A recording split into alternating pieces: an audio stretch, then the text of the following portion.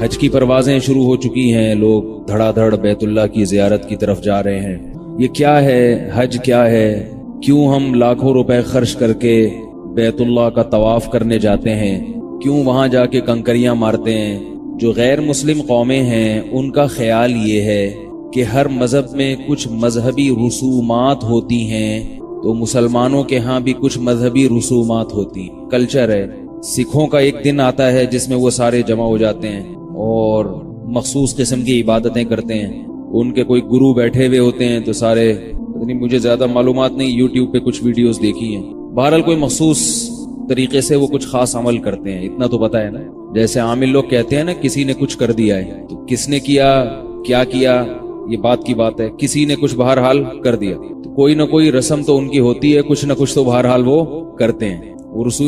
رسومات کیا ہوتی ہیں، کیا کرتے ہیں، یہ بات کی بات ہے۔ تو بعض لوگوں کا خیال یہ ہے کہ ہر مذہب میں کچھ نہ کچھ اجتماعات ہوتے ہیں، تو مسلمانوں میں بھی ایک مذہبی رسم ہے جس کی بنا پر یہ کیا جاتا ہے۔ تو ایسا نہیں ہے، محض ایک مذہبی رسم کو پورا کرنے کے لیے اتنا دیوانہ ہو کر پوری دنیا سے بے تحاشا پروازوں کا اڑنا، اور ایسا اجتماع دنیا میں کہیں بھی نہیں ہوتا، اتنا بڑا اجتماع، اور اس میں پڑھے لکھے لوگ زیادہ ہوتے ہیں، اور کیا قربانیاں دیتے ہیں وہاں جا کر وہ، تو یہ کہیں بھی نہیں ہوتا دنیا میں۔ آپ اگر دوسری قوموں کی مذہبی رسومات کو دیکھیں گے تو یہ جذبہ آپ کو نہیں ملے گا اس میں۔ تو اللہ تعالیٰ نے اپنے بندوں سے نماز بھی پڑھوائی، زکوٰۃ بھی دلوائی، روزے بھی رکھوائے۔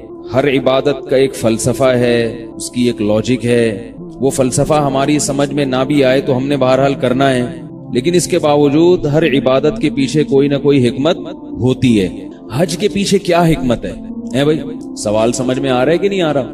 کبھی سوچنا چاہیے نا، حج کے پیچھے کیا حکمت ہے۔ یہ حکمت جب معلوم ہو جاتی ہے تو اس کا فائدہ یہ ہوتا ہے کہ آپ وہ عبادت اس حکمت کو سامنے رکھ کر کرتے ہیں کہ میرا ہدف یہ چیز حاصل کرنا ہے۔ دیکھیں، اگر حکمت معلوم نہ بھی ہو تو بھی کام تو کرنا ہے نا۔ آپ کو ڈاکٹر نے دوا دی، آپ میں 5 بیماریاں تھیں، سر میں درد بھی تھا، پیٹ میں مروڑ بھی ہے، کھانسی بھی ہے، نزلہ بھی ہے، اور اس کے علاوہ بھی 1-2 چیزیں، بی پی بھی ہائی ہوا ہے۔ ڈاکٹر نے 5 گولیاں دے دی آپ کو، ایک سر میں درد کی پیناڈول، نزلے کے لیے دے دی اس نے آپ کا سافٹین دے دی، اینٹی الرجی، کھانسی میں بھی چلے گی وہ، بلڈ پریشر کے لیے الگ دوا دے دی، پیٹ میں مروڑ کے لیے اس نے فلیجل دے دی۔ اب آپ کو ڈاکٹر پر اعتماد ہے، اطمینان ہے، ڈاکٹر نے 4 یا 5 گولیاں صبح ناشتے کے بعد پانی سے پھانک لینا، کھا لینا، ویسے پھانکی تو پھنکی جاتی ہے لیکن یہ کھا لینا۔ اب آپ کو اگر ہر دوا کی الگ الگ حکمت معلوم نہ بھی ہو تو آپ نے کھانی تو ہے نا وہ 4 کی 4، کہ بھئی ڈاکٹر نے کہا ہے، مجھے نہیں پتا کہ اس میں پیناڈول سر کے درد کی ہے یا پیٹ کے مروڑ کی ہے، وہی آپ کی بھلا سے آپ نے 4 گولیاں پانی کے ساتھ کھا لیں گی۔ سمجھ رہے کیا خیال ہے؟ تو حکمت معلوم نہ بھی ہو تو جب آپ کسی پر اعتماد کرتے ہیں تو اس کے آرڈر کو فالو کرتے ہیں۔ ڈاکٹر پر اعتماد تھا تبھی تو گئے نا اس کے پاس، اور ڈاکٹر عام طور پر بتاتے بھی نہیں ہے کہ یہ اس کے لیے ہے، یہ اس کے لیے ہے، یہ اس کے لیے ہے، یہ اس کے لیے ہے۔ لیکن اگر ڈاکٹر بتا دے تو مریض کو ذرا تسلی ہو جاتی ہے۔ کیا خیال ہے؟ ڈاکٹروں کے پاس چونکہ ٹائم نہیں ہوتا اس لیے بتاتے نہیں ہیں، بولے نکلو بس کیڑے مکوڑے بنائے، آپ ابھی بیٹھے ہیں، آپ نے ابھی بیماری بتانا شروع نہیں کی اور اس نے نسخہ پہلے لکھ دیا، بولے چلو نیکسٹ، تو ٹائم نہیں ہوتا نا۔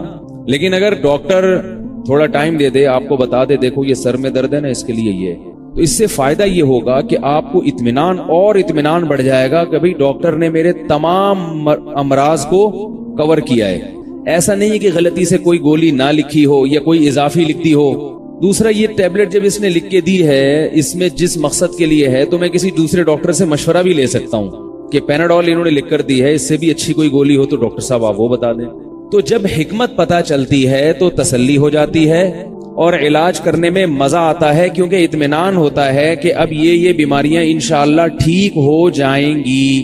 یہاں تک سمجھ میں آ گیا بیان آج کا؟ اگر یہاں تک آ گیا تو ہم آگے چلتے ہیں۔ اللہ تعالی کی حیثیت یقیناً ڈاکٹر سے زیادہ ہے۔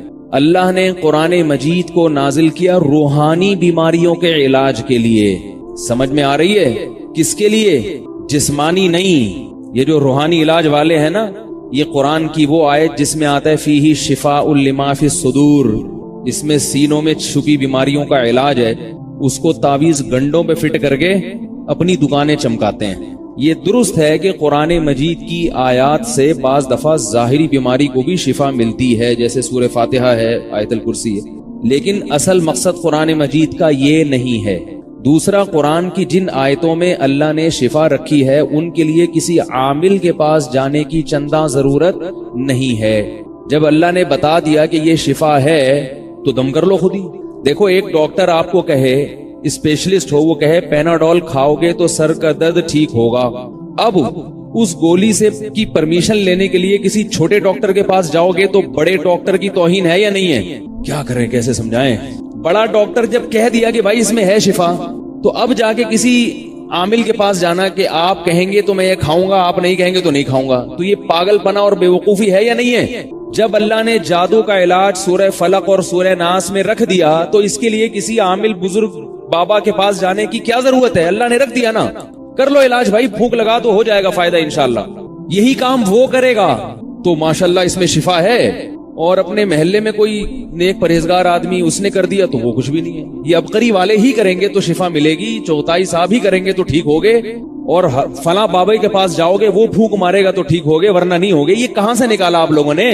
کہاں سے نکالا؟ اس کی کیا دلیل ہے بھائی؟ تو یہ دم بم خود ہی کر لیا کرو۔ اگر آپ سمجھتے ہو کہ ہمارے دم میں طاقت نہیں ہے، ہم میں اتنا دم نہیں ہے کہ ہمارا دم اثر کرے گا، تو محلے میں کسی بھی امام صاحب یا کسی بھی بزرگ سے کروا لیا۔ نیک لوگوں کی پھونک میں اللہ نے زیادہ تاثیر رکھی ہے، بس اس سے زیادہ اس کی دم درود کی کوئی حیثیت، جملہ مکمل کر لیں، نہیں ہے۔ اور اتنی حیثیت ہے یہ میں مانتا ہوں۔ تو ایسے بعض کلمات ہیں احادیث سے ثابت ہیں، یا قرآن میں بعض آیتیں ایسی ہیں تو ان میں اللہ نے شفا رکھی ہے تو وہ خود ہی پڑھ لیا کریں، سمجھ رہے ہو؟ اس کے لیے کسی کے پاس جانے کی چندہ ضرورت نہ، کوئی رسالہ پڑھنے کی ضرورت ہے کہ اس میں لکھا ہے یہ والا، یہ کام کے لیے یہ والا اتنی دفعہ پڑھو گے تو ہوگا۔ اس سے پوچھو آپ کو کس نے بتایا کہ اس کام کے لیے یہ والی آیت اتنی دفعہ پڑھیں گے تو ہوگا؟ کہاں لکھا بھائی؟ الہام ہوا ہے تو کیا پورا الہام سے پورا رسالہ چھپ رہا ہے آپ کا ہر مہینے؟ اتنے الہامات تو حضرت مریم پہ بھی نہیں ہوئے تھے بھائی، جو اتنی بڑی ولی اللہ تھی، ان پہ بھی 5-6 دفعہ الہام کی جو ہمیں تحقیق ہے، یہ 5000 الہام ہو گئے ہوں گے۔ یہ کیسے بزرگ ہیں؟ تو میں کسی خاص شخصیت کے خلاف نہیں ہوں، اس بارے میں سبھی ایک جیسے ہیں۔ بات پھر نکل جائے گی دائیں بائیں، ہمارا حج پھر رہ جائے گا، ٹھیک ہے نا؟ تو میں یہ عرض کر رہا تھا کہ جب پتا ہوتا ہے کہ اس میں میں یہ عرض کر رہا تھا کہ اللہ تعالیٰ نے ہمیں جو عبادتیں دی ہیں ان عبادتوں کے بارے میں اگر ہمیں پتا نہ ہو کہ اس میں کیا حکمت ہے تو بھی ٹھیک ہے، کیونکہ آرڈر کس نے دیا؟ اللہ نے، اس عمل کریں گے۔ اور اللہ اگر ہمیں ان کی حکمت نہ بتائیں تو بھی کوئی حرج نہیں ہے، لیکن اللہ کی رحمت ہے کہ اللہ تعالیٰ نے عبادتوں کی حکمتیں قرآن مجید میں بیان کی ہیں۔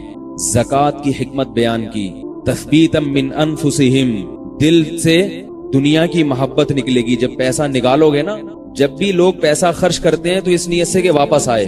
انویسٹمنٹ کا تو اصول ہے نا کہ بھائی مجھے کتنا ملے گا۔ یہودی سے آپ 5 روپے مانگو، وہ کہے گا مجھے کتنا دے گا بھائی اس پہ۔ زکوٰۃ میں کیا ہے؟ کچھ بھی نہیں ملے گا، شکریہ بھی نہیں چاہیے، تعلقات بھی وسیع کرنا مقصد نہیں ہے۔ بعض دفعہ انسان اس لیے دیتا ہے کہ بھائی مشکل میں کام آئے گا، نا نا نا، لا نرید منکم جزاء ولا شکورا۔ جب ہم کسی کو کھلائیں گے، اللہ کے لیے پیسے دیں گے، بھائی شکریہ نہیں چاہیے، تھینک یو نہیں بول دینا، کہیں ثواب نہ کم ہو جائے۔ تو اس سے فائدہ کیا ہوگا؟ پیسے کی محبت دل سے نکلے گی، دل میں سکون پیدا ہوگا، دنیا کی محبت نکلے گی، دنیا کا مسافر خانہ ہونا سمجھ میں آئے گا۔ اور بہت ساری حکمتیں، ابھی زکوٰۃ میرا موضوع نہیں ہے۔ نماز کی حکمت اللہ نے کیا بیان کی؟ ان الصلاۃ تنہی عن الفحشاء والمنکر، بے حیائی سے روکتی ہے۔ بعض لوگ کہتے ہیں ہم تو نماز پڑھتے ہیں، بے حیائی سے نہیں روکتے۔ اس کے 2 جواب ہیں۔ ایک جواب تو یہ ہے کہ آپ صحیح طرح سے پڑھتے ہی نہیں ہوگے، ورنہ 5 ٹائم باوضو رہنا بے حیا آدمی کے لیے بہت مشکل ہے۔ وہ ہر وقت کپڑے اس کے ناپاک ہی رہتے ہیں، اس کو تو بریکیں لگانی پڑتی ہیں، پاک صاف رہنا پڑتا ہے اس کو۔ اور نماز کے اوقات دن میں 5 ٹائم اللہ نے ایسے بکھیر دیے ہیں کہ آپ بار بار مسجد میں حاضری ہوگی تو آپ کو برائی کے لیے ٹائم دینا مشکل ہوگا آپ کے لیے۔ فلم دیکھ رہے ہیں، پھر نکل کے چلے گئے نماز پڑھنے۔ ایک صاحب ہمارے دوست تھے، وہ سینما گھر میں فلم دیکھنے جاتے تھے مگر نماز ہی پڑھتے تھے۔ کہہ رہے میں اتنا کنفیوز ہوتا تھا، فلم دیکھتے ہوئے پھر میں نماز کے لیے نکلتا تھا، تو وہ فلم کا مزہ کیا ہو جاتا تھا؟ کرکرا۔ تو ایسے لوگ بھی ہیں۔ ایک صاحب نمازی تھے، تو وہ بلیک میں سینما گھر کا ٹکٹ خرید رہے ہیں، وہ بھی بلیک۔ ایک تو سینما کا ٹکٹ خرید رہے ہیں اور وہ بھی کس میں؟ بلیک۔ تو جب دیر ہو رہی تو کہہ رہے ہیں بھائی جلدی دو، نماز پڑھنے بھی جانا ہے۔ سینما گھر والے نے کہا عجیب بات ہے یار، ایک تو ٹکٹ بھی لے رہا ہے، اوپر سے بلیک میں لے رہا ہے، اور اوپر سے دیر بھی ہو رہی ہے کیونکہ نماز پڑھنے جا رہا ہے۔ تو نماز ہے نا، وہ تو ریڑھ کی ہڈی ہے، وہ تھوڑی چھوڑ سکتے ہیں۔ اسلام چھوڑ دو کہ کیا کہ فلم کے چکر میں؟ تو ایسے ہی نماز اور اسلام ایک ہی چیز کے 2 نام ہیں۔ تو نماز کی حکمت اللہ نے بیان کی. تو وہ جو نہیں چھوڑ رہے نا وہ یا تو نماز صحیح طرح پڑھ نہیں رہے ہیں, یا یہ کہ اگر یہ نماز نہ پڑھتے تو اس سے بھی بڑے بے حیا ہوتے. نماز نے کچھ نہ کچھ کمی بہرحال کی ہے. ایک صاحب میرے پاس آئے, کہنے لگے میں تو نماز نہیں پڑھتا مگر میں بے حیا نہیں ہوں, میرا بھائی نمازی ہے وہ تو الٹے الٹے کام کرتا ہے, اور آپ لوگ کہتے ہیں نماز بے حیائی سے روکتی ہے, تو کہاں روکتی ہے؟ میں نے کہا آپ اگر نمازی ہوتے تو اس سے بھی زیادہ حیا والے ہوتے, اور آپ کا بھائی اگر بے نمازی ہوتا تو اتنا بھی بے شرم ہے اس سے بھی زیادہ بے شرم ہو, کیونکہ کچھ چیزیں تو ذاتی ہوتی ہیں اور کچھ کام نمازوں سے ہوتے ہیں. تو اسی طرح اللہ تعالیٰ اگر ہمیں حج کی حکمت بیان نہ کرتے تو بھی کوئی مسئلہ نہیں, اور اللہ نے بیان کر دی, یہ اللہ کا اپنے بندوں پر احسان ہے. بہت ساری حکمتیں حج میں. حج کی جو عبادت کو جب دیکھا جائے تو سب سے بڑی حکمت جو ہمارے سامنے آتی ہے, اس حکمت کو سامنے رکھنے سے فائدہ یہ ہوگا کہ آپ اس کو حاصل کرنے کی کوشش کریں گے, آپ چیک کریں گے کہ مجھے یہ فائدہ ہوا کہ نہیں ہوا. دیکھو ڈاکٹر نے بتا دیا کہ یہ پیناڈول ہے, اس سے سر کا درد ٹھیک ہوگا, تو اگر آپ کا سر کا درد ٹھیک نہیں ہو رہا باقی بیماریاں ٹھیک ہو رہی ہیں, اس کا مطلب یہ کہ یہ پیناڈول یا تو آپ نے کھائی نہیں ہے یا یہ کمپنی صحیح نہیں ہے. تو آپ کے لیے اپنی بیماری کا علاج اور آسان ہو جائے گا نا, ٹریس کرنا آسان ہوگا. اگر ڈاکٹر نے 5 قسم کی گولیاں دے دی, بتایا نہیں کہ کون سی گولی کس مرض کے لیے, تو آپ کو کیا پتا چلے گا ان میں کون سی گولی میں فالٹ ہے؟ آپ کی 5 بیماریوں میں سے 4 ٹھیک ہو گئی, 1 ٹھیک نہیں ہو رہی, تو آپ ٹریس کر سکتے ہو کہ کون سی گولی کون سی ٹیبلٹ ایسی ہے جس میں گڑبڑ ہے. نہیں آ رہی میرا خیال ہے بات سمجھ میں؟ اور اگر آپ کو پتا چل جائے بھائی یہ والی سر درد کی تھی, تو سر میں درد اگر ٹھیک نہیں ہو رہا تو فوراً پکڑائی میں آ جائے گی, یہ یہاں کا فالٹ ہے, ڈاکٹر صاحب یہ پیناڈول جو آپ نے لکھ کے دی ہے یہ کمپنی ٹھیک نہیں ہے, یا آپ کھانا ہی بھول گئے ہیں, یا ڈاکٹر ہی ٹھیک نہیں ہے, دوائی غلط لکھ کے دی ہے, کہیں نہ کہیں فالٹ ہے. تو اللہ تعالیٰ نے حج کی حکمتیں بیان کی, اگر وہ حکمتیں ہمیں حاصل نہیں ہو رہی, اس کا مطلب یہ ہے کہ یا تو معاذ اللہ نقل کفر, اللہ نے جو حج کا فریضہ ہم پر رکھا وہ معاذ اللہ سے غلطی ہوئی ہے, ظاہر ہے ایسا نہیں ہو سکتا. پھر اس کا مطلب یہ ہے کہ ہم نے جو حج کیا وہ حج ہے نہیں, اس میں کہیں فالٹ ہے, گولی کھانے میں غلطی ہوئی ہے, آپ نے کھائی نہیں ہے, یہ پوری خوراک نہیں کھائی, یا آپ نے پیناڈول آدھی کر کے کھائی ہے, سمجھ میں نہیں آ رہی, یا پیناڈول کے ساتھ آپ نے ایسی چیز بھی کھا لی ہے جس سے ڈاکٹر نے پرہیز بتایا تھا, اس کی وجہ سے پیناڈول نے اثر نہیں کیا, کچھ تو ہے نا. حج کا بنیادی مقصد کیا ہے؟ وہ حج کی عبادت ہمیں بتا دیتی ہے, کیونکہ حج میں ہم سے جس قسم کے کام کرائے جاتے ہیں وہ کام سارے ایسے ہیں جو عام دنوں میں دیوانگی کہلاتے ہیں. دیکھو نماز کیسی خوبصورت عبادت ہے, آپ مسواک کرتے ہیں, دانت صاف کرتے ہیں, وضو کرتے ہیں, صاف ستھرے کپڑے پہن کر تمیز سے اللہ کے سامنے آ کے خاموشی سے کھڑے ہو جاتے ہیں, رکوع ہے, سجدہ ہے, اچھی عبادت ہے نا, اس کی ایک لاجک ہے. حج عجیب ہی چیز, اسلام صفائی کا کہتا ہے, اسلام کہتا ہے نا صاف ستھرے رہو, بلکہ دنیا کی ہر قوم کہتی ہے صاف ستھرے رہو. جتنی اسلام میں صفائی کی حرص ہے, اسلام جتنا صفائی کے معاملے میں حساس ہے, اتنا تو دنیا کا کوئی مذہب کوئی قوم نہیں ہے. بہت سینسٹیو ہے اسلام حساس کے صفائی کے معاملے میں. منہ کی پیاز کی بدبو کو برداشت نہیں کیا گیا, کچا پیاز کھا کے مسجد میں آنے پر پابندی لگا دی, وہ بھی سانس میں بو آئے گی, تو تمباکو گٹکے سگریٹ کے بعد کہاں اجازت ہوگی؟ بہت سینسٹیو ہے اسلام. خوشبو, اسلام میں خوشبو کو بہت پسند کیا گیا.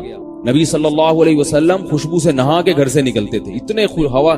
جب نبی صلی اللہ علیہ وسلم گھر سے نکلتے تو صحابہ کہتے ہیں کہ ہمیں خوشبو کے جھونکوں سے علم ہو جاتا تھا کہ آپ تشریف لا رہے ہیں.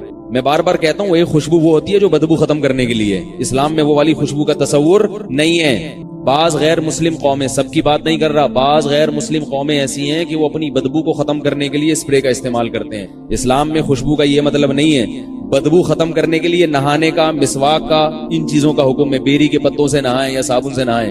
بدبو جب ختم ہوگی تو پھر اضافی چیز ہے یہ خوشبو. سمجھ رہے ہو کہ نہیں سمجھ رہے؟ ورنہ نبی کہتے کہ جو پیاز کھائے منہ میں اسپرے کر کے آئے, یہ کہتے نا نبی, بھائی جس نے کچا پیاز کھایا ہو وہ منہ میں کیا کر کے آئے؟ اسپرے کر کے آئے.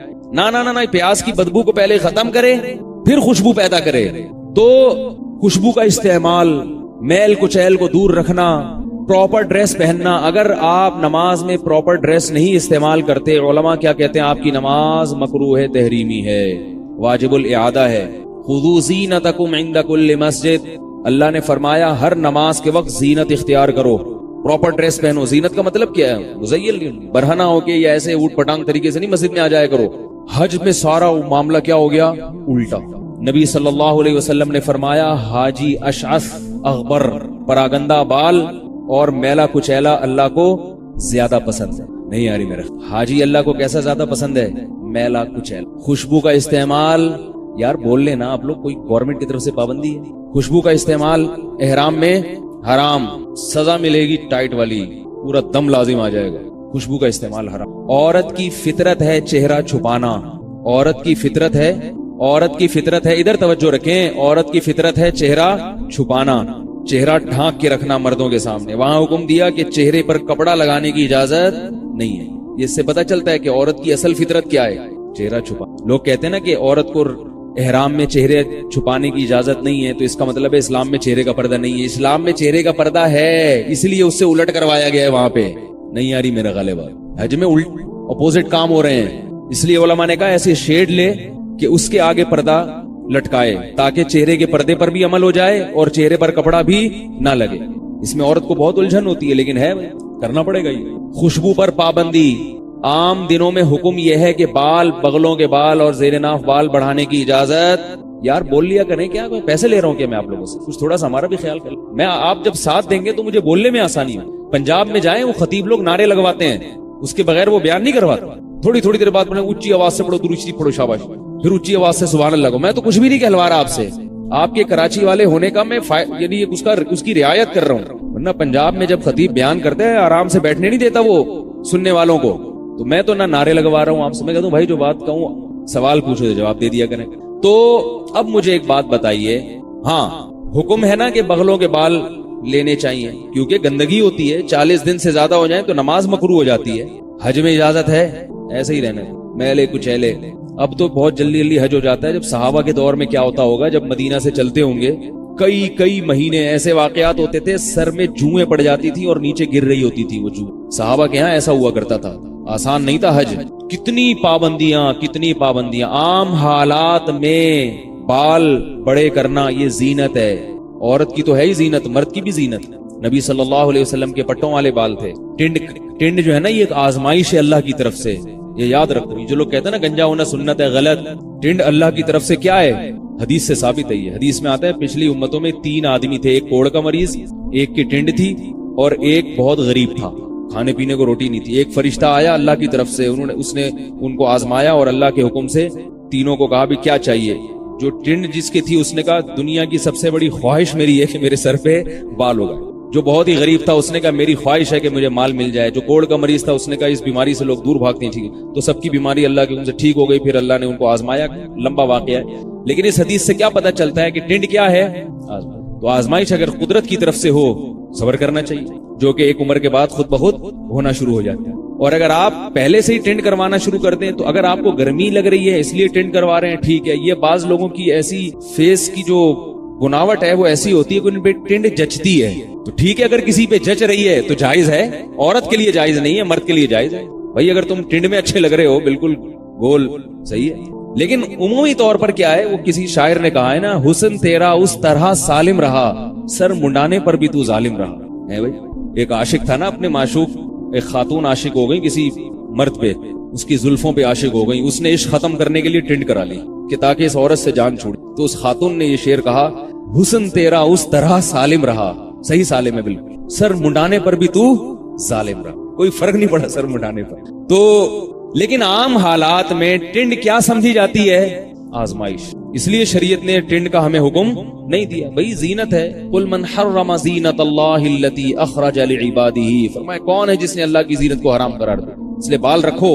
اور دینداروں کو میں اس لیے خاص طور پہ بال رکھنے کا کہتا ہوں کہ وہ دین کی عکاسی کرتے ہیں. اگر ان کا حلیہ اچھا نہیں ہوگا تو اس سے دین بدنام ہوتا ہے. لوگ کہتے ہیں ان کو مذہب نے ایسا سکھایا, حالانکہ مذہب تھوڑی سکھا رہا ہے ان کو.